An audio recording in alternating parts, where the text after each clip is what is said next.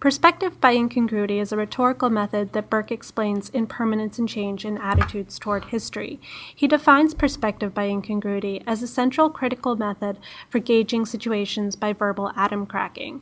That is, a word belongs by custom to a certain category, and by rational planning, you wrench it loose and metaphorically apply it to a different category.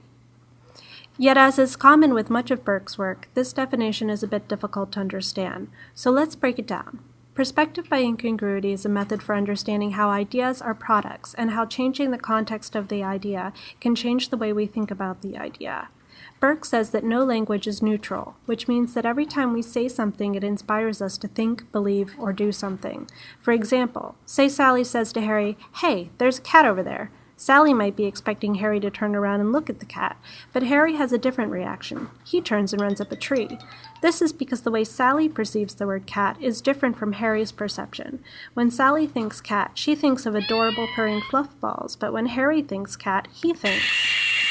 But say Sally knows Harry is terrified of cats and wants to help him get past his fear. She might ask Harry, "Want to see something really funny?" and then show him a cat in a different context, like this.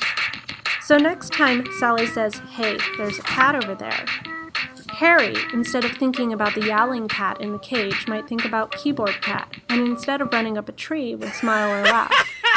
But perspective by incongruity also applies to complex socially constructed terms like church or school pride.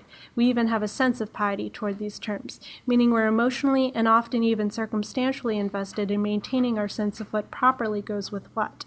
The example that's often used is church, where our pious ideas of church involve the building with a steeple, Baptist church or Catholic church. But when we hear the word church in an impious context, such as Church of the Flying Spaghetti Monster, we might react negatively. Another non-religious example that we might be able to relate to better is school pride. At TCU, we have a particular piety toward this phrase. We might think of merchandising, football, academics, but when we think of TCU pride in the context of the 2012 drug bust, we have a negative reaction. But Burke says it's moments such as these that provoke the kind of questions we need to ask of our socially constructed ideology. We found ourselves in a moment where we were forced to consider our piety toward TCU pride through perspective by incongruity. And this leads us to questions such as, what does TCU pride mean? Is drug use part of TCU pride? Does the drug bust mean we shouldn't be proud to be TCU students?